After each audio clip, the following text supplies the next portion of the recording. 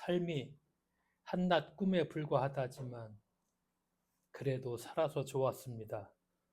새벽에 쨍한 차가운 바람, 꽃이 피기 전 달큰한 바람, 해질 무렵 불어나오는 노을의 냄새, 어느 한 가지 눈부시지 않은 날이 없었습니다. 지금 삶이 힘든 당신, 이 세상에 태어난 이상 당신은 이 모든 걸 매일 누릴 자격이 있습니다.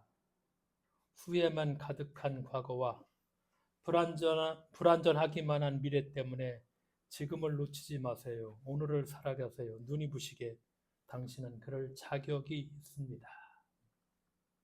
그럴 자격이 있습니다. 그렇죠?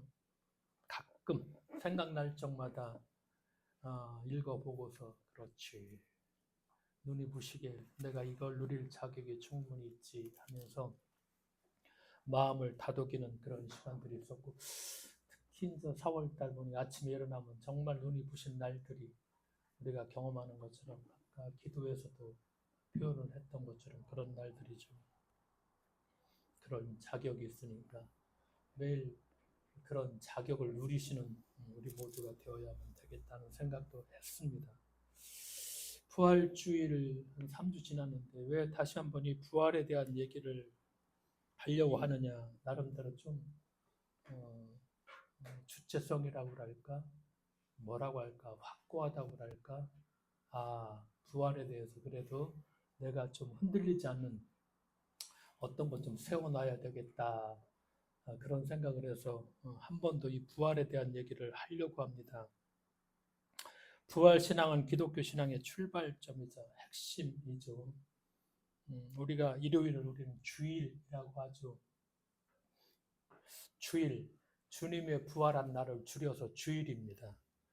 그렇죠? 달력만 보아도 알 수 있죠. 우리가 보통 세상에서는 일요일을 주말에 놓지만 기독교인들은 그 주일로부터 일주일을 시작을 합니다. 특별히 한국 교회는 3일, 수요 기도회가 있죠. 이것은 주님의 무덤 속 3일을 기억하기 위함이고, 또 금요 철야 기도회, 이것은 주님의 죽음을 기념하기 위한, 그래서 일주일을 보면은 사실 다 이게 온통 주님의 죽음과 순환과 부활을 상징하는 그런 날들입니다. 그런데 구약 성경에서는 오늘 우리에게 익숙한 부활 사상이 없습니다. 내세 사상 없습니다. 오히려 구약은 죽음을 축복으로 여깁니다. 하나님의 축복은 이 세상 사는 동안에 완전히 이루어지죠. 죽음은 그것을 완성합니다. 그러니까 구약 성경에서 일주일은 날마다 새로운 창조가 6일이죠. 그 다음에 안식일로 이렇게 이루어집니다. 이것이 구약 성경이죠. 날마다 축복, 토브라는 히브리 말인데 그 축복의 날입니다. 이것이 구약 성서의 인생관입니다. 그래서 그 인생관이 상징적으로 표현된 것 중 하나가 구약 성경을 읽다 보면 수시로 등장하는 족보입니다. 그래서 족보가 많이 나타나죠. 족보는 그들이 이 땅에서 얼마만큼 살았는가 이것을 기록하죠. 그래서 옛날에 성경 기조할 적에 가장 많이 사는 사람이 누구라고 해도 무두셀라가 967살을 살았나? 하여간 그걸 외웠던 적도 있는데 누구 얼마를 살았다, 다 몇 년 어떻게 살았다 이것을 기록을 합니다. 그리고 또 하나 살면서 누구를 낳았는지를 다 기록하죠. 누가 누구를 낳고 누가 누구를 낳고 이게 다 여기에 연관되는 것입니다. 그래서 그들이 뭐 내세로 간다거나 죽은 후 영원히 산다는 이야기는 구약 성경 어느 곳에서도 나오지 않습니다. 죽지 않고 하나님께 돌아간 사람이 단 두 사람이죠. 누구죠? 에녹과 엘리야. 성경은 그 두 사람 얘기를 합니다. 그런데 이 에녹과 엘리의 이야기에서도 그들이 죽지 않고 하나님께로 돌아갔다는 것은 그것은 죽음을 부정적으로 보았기 때문이 아니라 하나님과 동행했다는 것을 극대화한 그런 표현입니다.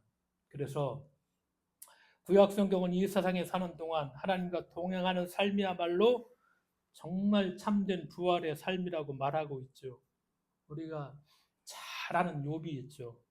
가장 고통받았죠.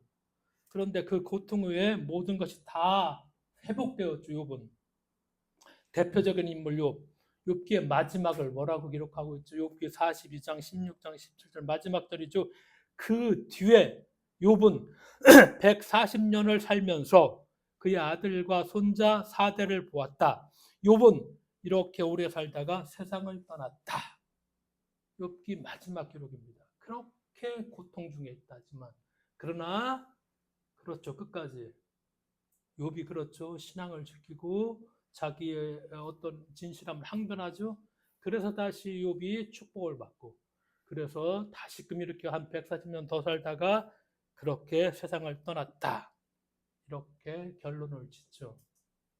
그러면은 언제 부활 사상이 성서 속으로 우리의 신앙 안으로 들어왔을까? 그리고 왜 부활 신앙이 들어왔을까? 어째서 구약 성서가 꾸준히 유지해온 가치관을 고수하지 않았을까? 우리가 이스라엘 역사 잘 알고 있죠. 지금도 보는 것처럼 이스라엘 역사 제국의 질서에 식민지로 편입되기 전에도 훨씬 전에도 주변의 강대국에 둘러싸인 이스라엘 약소국이죠. 팔레스타인 조그만한 나라죠. 근데 이 조그만한 나라 이스라엘이 야훼 신앙이라는 거, 이 신앙이 이스라엘을 다른 나라들과 구별짓죠. 우리가 보면은 구약 성경을 보면은 그래 이스라엘 야훼 신앙이라는 것이 조그만한 나라에서 세계와 우주와 역사와 신 그리고 삶과 죽음에 대한 고요하고도 특별한 생각으로 이들이 정체성을 지니게 합니다. 그런데 이 확고한 정체성을 확립시킨 시기가 언제냐? 제가 얘기했지만 바벨론 시기에서 멸망한 후 에스라에 의해서 유대이즘이죠. 이때 이들의 이 확고한 정체성이 확립이 되는 것입니다. 그런데 바벨론으로 포로가 돼서 이제 끌려가서 다시 돌아오죠. 그러나 그렇다고 이스라엘 나라가 독립하는 것이나 그 다음에 페르시아, 지금의 이란이죠. 페르시아 제국, 그 다음에 그리스, 헬라라고 얘기하죠. 마케도니아죠. 그 다음에 로마로 이어지죠. 그렇게 강대국들의 지배를 받죠. 근데 그 강대국들의 지배를 받으면서 가장 극심한 고통이 언제였느냐? 마케도니아 시대입니다. 그리스 제국이죠. 바로 안티오코스 에피파네스. BC 175년에서 164년 한 10년 동안 이 사람입니다. 이 사람이 다른 나라에서는 그냥 뭐 예를 들어서 뭐 우리가 보는 것처럼 아시리아 그다음에 바벨론, 페르시아 이렇게 넘어오더라도 마르둑을 뭐 섬기고 뭐 어떻게 해야 된다는 극심한 그런 신앙적인 율법에 대해서 그런 고통은 별로 없죠. 오히려 페르시아 때는 신앙을 인정해주고 보호해주고 가라고 해주고. 근데 이 마케도니아 그것도 안티오코스 에피파네스 율법 신앙을 폐기하라고 합니다. 그리고 헬라 문화, 종교 받아들이라는 것이죠. 그래서 지성소죠. 누구도 들어갈 수 없죠. 거기에는 하나님의 어떤 뭐 초상화가 있는 게 아닙니다. 딱 언약궤가 있죠. 하나님의 말씀 10계명을 적어놓은 거 딱 하나 있죠. 그게 하나님의 어떤 상징이죠. 하나님 임재하신다는. 그런데 이 지성소 안에다 돼지머리 해놓고 그 다음에 재워서 신상을 세워놓고 절하를 하라고 합니다. 안 하면 잔혹하게 처형을 하죠. 그러니까 유대인들이 이제 심각한 신앙적 위기를 맞이합니다. 내가 살아남기 위해서 내 신앙을 버릴 것인가? 아니면 내 신앙을 고수하다가 내가 죽을 수밖에 없는 것인가? 이 양계택일의 어떤 순간들이죠. 그러니까 전통적으로 이스라엘은 죽음을 하나님의 부르심이고 내가 잘 살다가 축복받다가 다시 죽는다는 건 그게 참 복이다 이렇게 얘기하고 자연스러운 복인데 그런데 지금 눈앞에 벌어지는 죽음은 이거 설명할 수가 없는 겁니다. 이 죽음은 신앙을 지키려다 내가 율법 하나님께서 주신 그 신성한 율법 그거 지켜야 되는데 그걸 지키려다가 끔찍하게 죽어가는 의로운 사람들의 죽음 이 현실에 이제 놓여져 있는 겁니다. 그래서 새로운 믿음에 기대기 시작합니다. 이 땅에서의 죽음이 끝이 아니다. 의롭게 죽은 자는 반드시 다시 살아날 것이다. 부활신앙의 씨앗이 딱 여기서 싹이 트는 겁니다. 극심한 극한의 고통과 억울한 죽음 앞에서 부활에 대한 소망은 더 이상 선택이 아니라 살아남기 위한 신앙의 필수가 되었습니다. 그래서 이 부활신앙이 어디로 넘어오느냐? 예수께로, 우리가 신약시대로 넘어오게 돼요. 그런데 그 중에서 뭐 얘를 기득권을 쥐고 있었던 누구죠? 사두개인들은 뭘 믿지 않았죠? 이걸 믿지 않았습니다. 왜? 전통적으로 이 사상이 나중에 들어왔으니까, 한참 뒤에 BC 160 몇 년에 들어왔으니까, 사두개인들은 자기가 누리고 있으니까 기득권이 돼가지고 뭐 제사장 그룹들이니까, 그러니까 이 부활신앙을 신약 성경에 보면 이들은 믿지 않고 있죠. 복음서의 부활정은 어떤 것인가?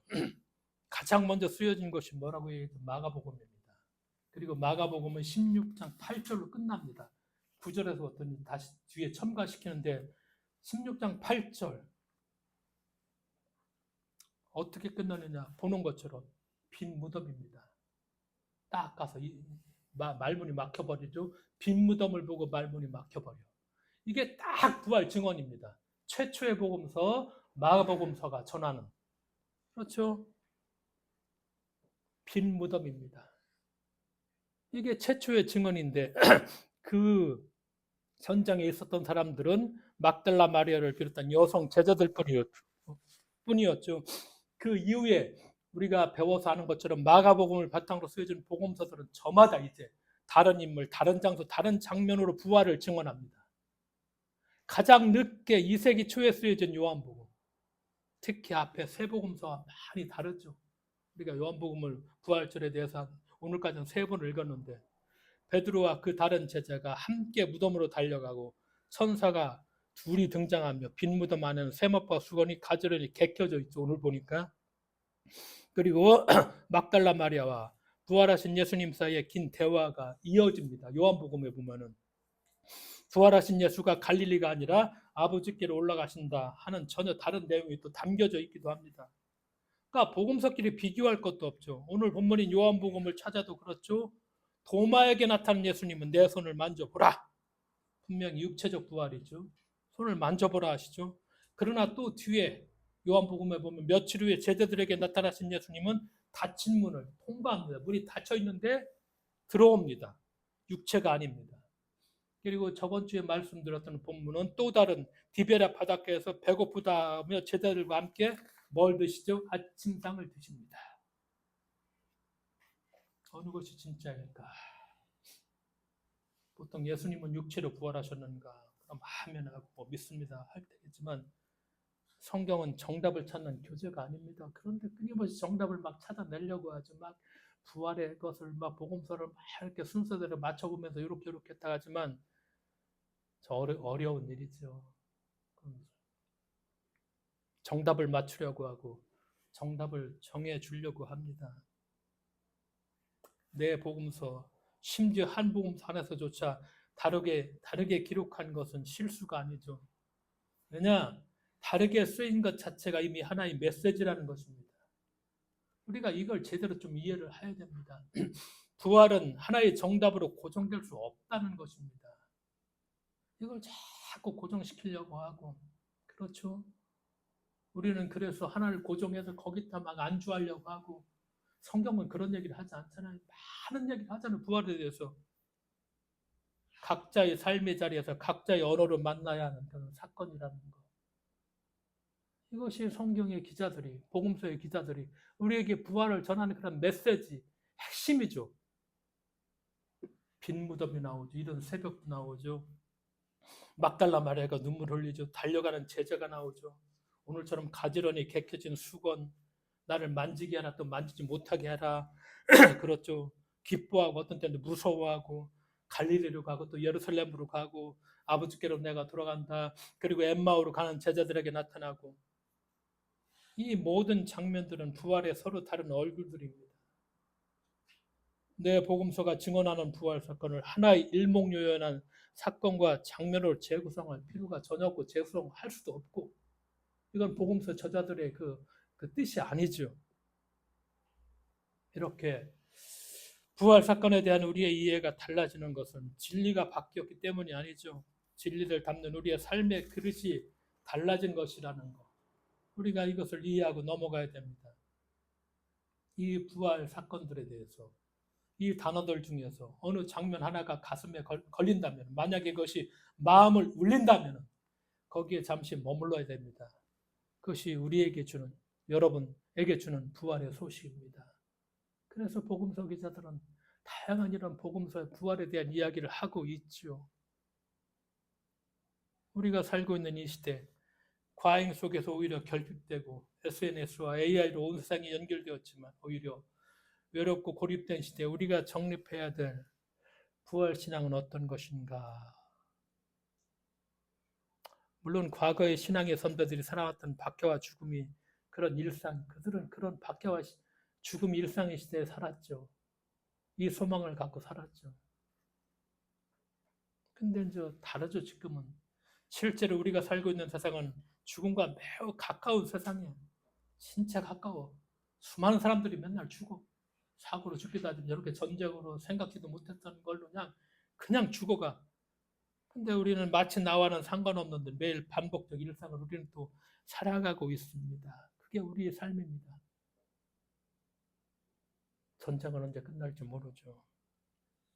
수많은 사람들이 하루에 단 30명 이상씩 우리도 자살을 하죠. 불안 속에 무감각, 이것이 우리가 오늘 살아가는 우리들의 삶이죠. 하도 그런 게 많으니까 이제 감각이 없죠.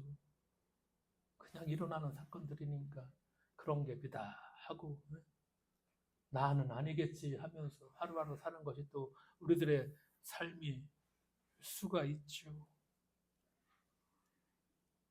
부활신앙이라는 것이 제국의 지배와 억압 속에서 피어난 유일한 희망의 신앙이었지만 그 근본 정신은 뭐냐?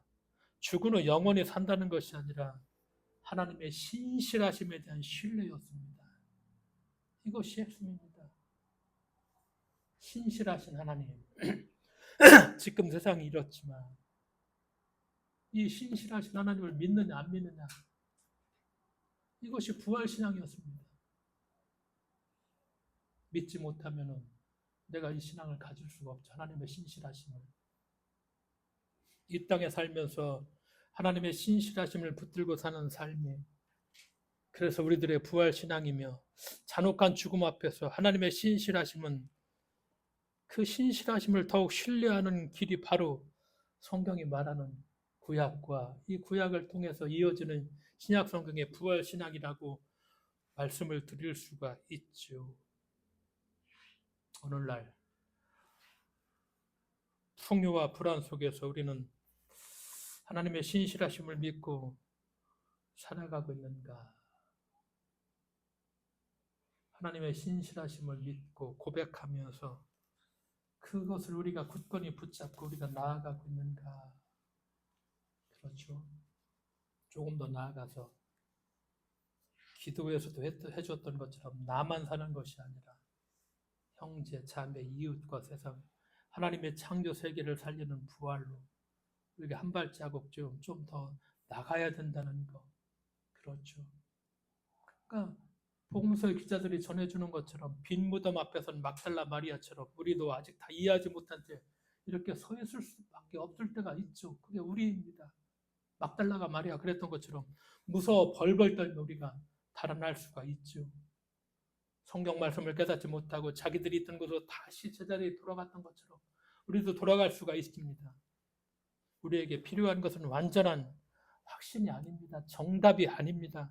정답은 주지 않습니다. 내가 신실하심을 믿느냐 안 믿느냐에 대해 결단이 있을 따름이지 그 정답을 주고서 그 정답 속에 들어가라, 성경은 그런 말씀을 한 적이 없습니다. 그 빈무덤을 향해 오늘 한 걸음 더 다가가는 용기, 부활신앙이죠. 베드로와 그 다른 제자가 함께 달려간 것처럼 누군가와 지금 함께 우리가 같이 뛴다는 것. 그래서 우리의 부활신앙은 누군가의 어둠 속으로 한 걸음 더 들어갈 수 있다면, 그렇게 들어가는 용기가 있다면 우리가 부활신앙을 가졌다 혹은 내 부활신앙을 그렇게 표현할 수가 있을 것입니다. 그래서 우리가 늘 읽기 들어도 왔었지만은 그래도 부활신앙에 대해서만큼은 나름대로 어떤 확고한 주체성이라고 할까? 이랬구나. 메시지가 이런 것이구나. 그런 가운데 그럼 내 고백은 이렇게 되어야 되겠구나. 그래서 부활신앙에 대한 말씀을 한 번 더 드렸습니다. 기도하겠습니다. 하나님 아버지 감사드립니다. 눈이 부신 날들, 그러나 또 전쟁 중에 죽어가는 사람들, 무강박해서 옆에서 누가 어떻게 된다 하더라도 나와는 관계없는 일처럼 오늘을 살아가는 우리들, 우리가 앵무새처럼 어떤 교리를 읊조리는 것이 아니라 오늘 정말 하나님의 신실하심을 믿고 내가 내 삶을 시작하고 있는가 물어보면서 주님 어둠 속으로 한 걸음 더 우리가 달려 들어갈 수 있는 주님, 우리가 살아계신 주님과 오늘도 걸어갈 수 있는 저희들 될 수 있도록 주께서 일으켜 세워주실 것을 믿으며 예수님의 이름으로 기도드리옵나이다. 아멘.